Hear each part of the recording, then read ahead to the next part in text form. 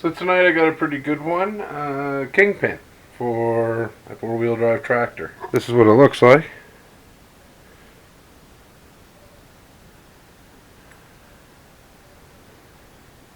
And this is kind of what it's supposed to look like. So,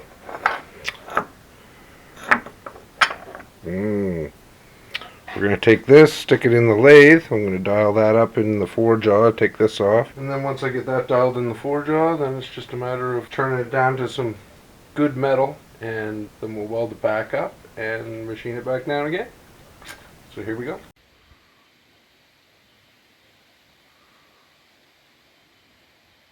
So what I'm going to do here is I'm just going to set this into the chuck up against the back, use my center to find a quick reference on tightening my jaws. Once I get them close, I'll pull this out a little bit, retighten my jaws, and dial off of that. It'll get you in a lot quicker if you have something that's square.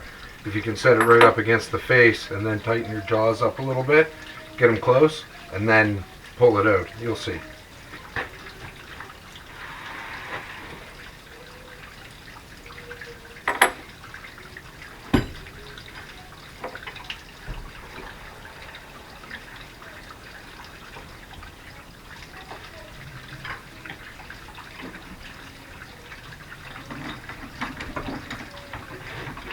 So that kind of holds that in place while I can bring my jaws down and get it close.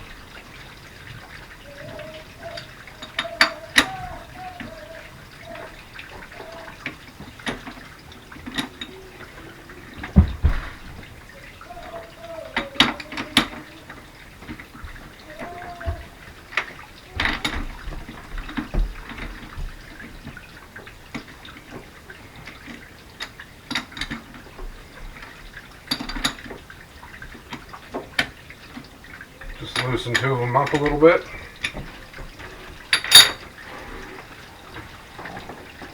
Back that off.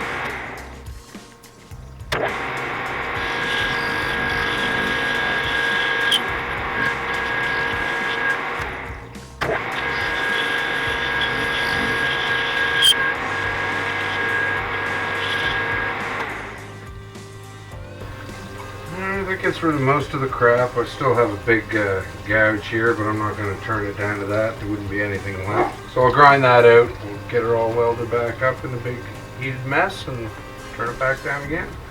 I'm just going to clean up a couple of these edges and away we go.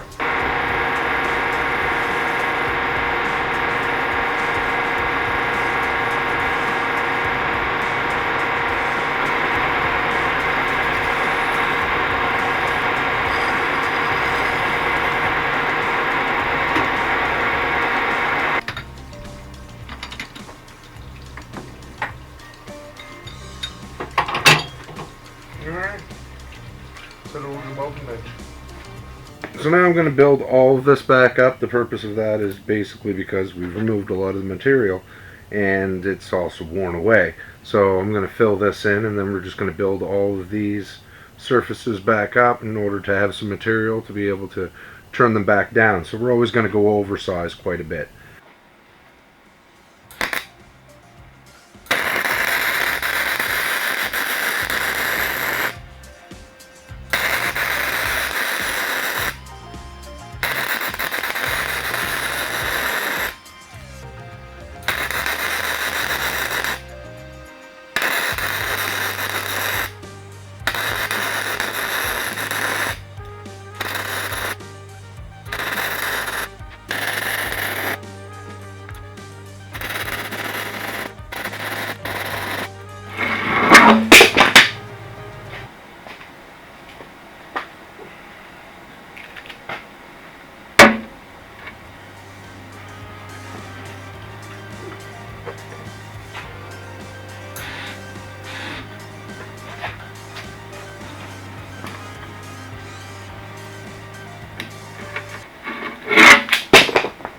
This is definitely not the most ideal situation, I know.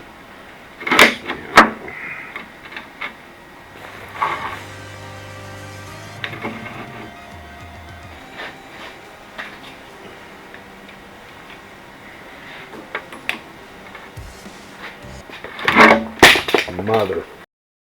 Alright, so we're all welded up, and I'm going to agree with you. It doesn't look pretty. But that's the whole point of making something out of nothing. We're going to make it look pretty. That'll turn out beautiful. Maybe after a little bit more reworking, but it was nothing.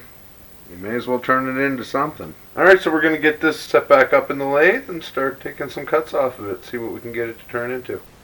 Bam! There it is. It's all dialed in within probably just under half an hour. Actually, it dialed in really well. So I dialed it around to get it close, dialed this face here to get it straight, and then after I dialed this straight, I dialed this back in again to make sure that I'm centered. So now we gotta take this mess and make it look like something.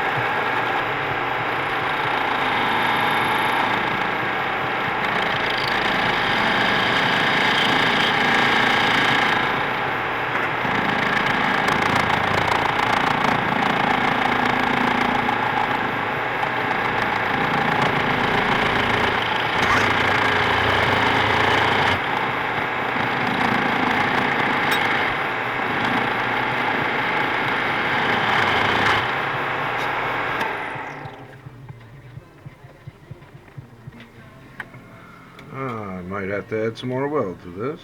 I would say so.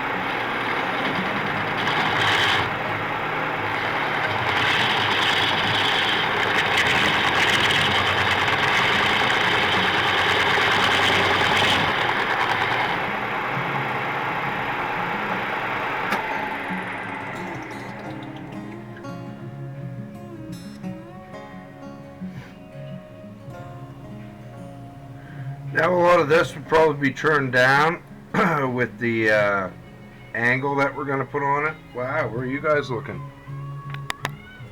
I suppose you guys are paying attention. Yeah, so we're going to fill these just to make sure that we got no impurities in it or whatever. Yeah, no, it's better than I thought, but still needs some working.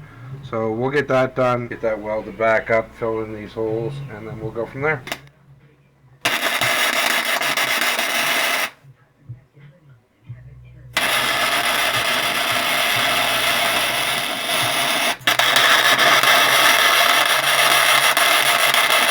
We're going to let that cool on its own and normalize. That way it should machine pretty good. We'll get her turned down. She should be looking proper here now.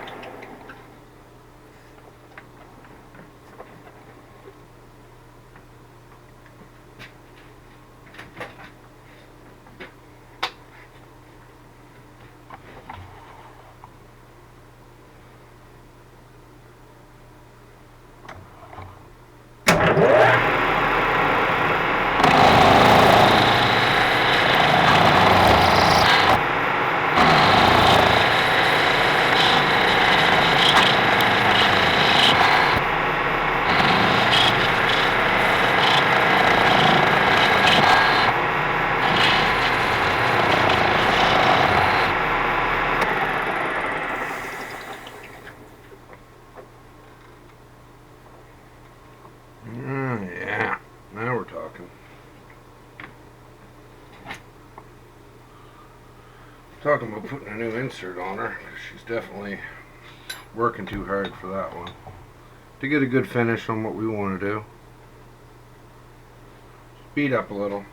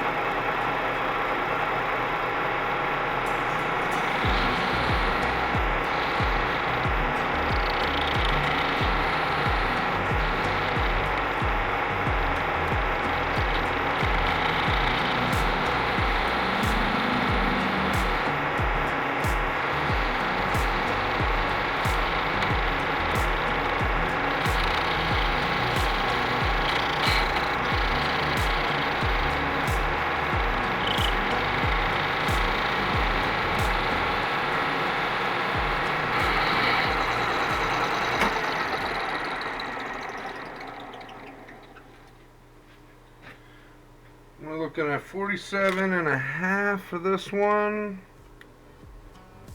And we're right there.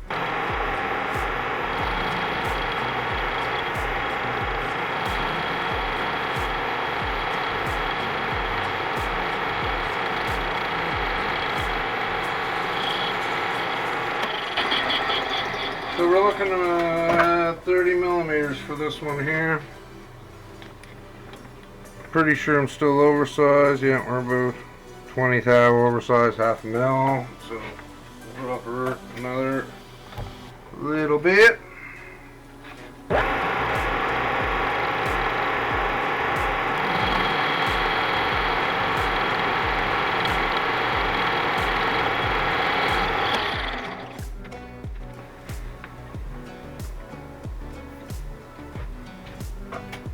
Alright, we're pretty much there. Right now I'm just putting a radius in this corner by hand, manually.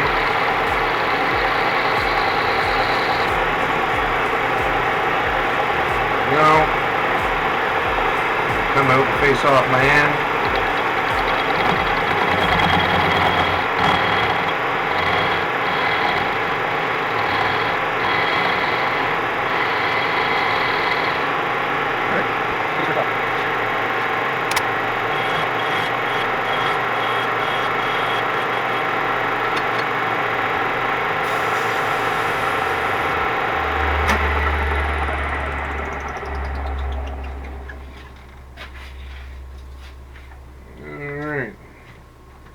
Bearing is not new, but it's not old.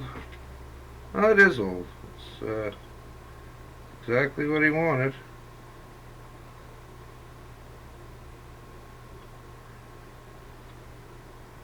Just to slide on there. I imagine that the new one will slide a lot tighter, because that is dead on size for what he wants. So now what we're going to do is, hey, up here, eyes up here. So what we were going to do is put this chamfer on here. So I'm going to measure out and find out what angle it is, set my compound, and go from. Okay, I'm going to say that's about 20. So now we're just going to move our compound to 20 degrees and use the compound feed to cut that angle. And all that angle is for is allow the seal to ride into it, up over it, and sit on that back face. So the back face is the more important one, which is actually turned out really nice. So, all right, move this over to 20. There we go. Lock it back down. I can probably get away with not moving my tool around either, so that's nice.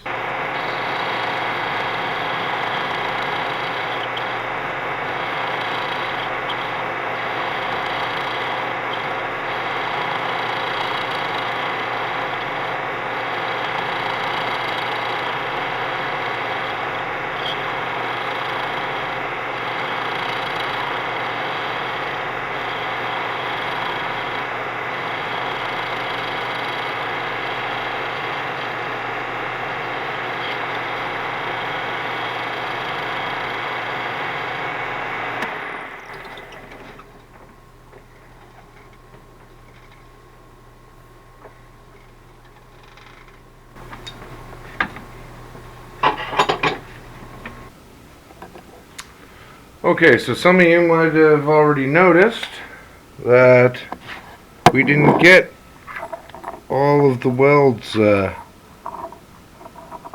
think there's still a couple little pits there, but on this piece it's not going to matter. This is the seal surface here, so that's good. The bearing rides here, so I mean that's good. All of our spaces are off. These little pits here, I'm going to take a file and clean them out so they don't catch on the seal. And yeah, she'll still serve her purpose. Get them back on the field. Alright, so that's that taken care of for today.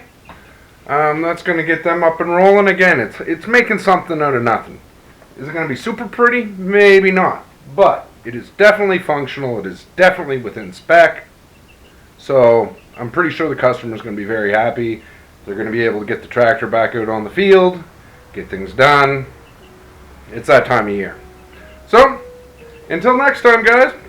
See you later, Buzzy.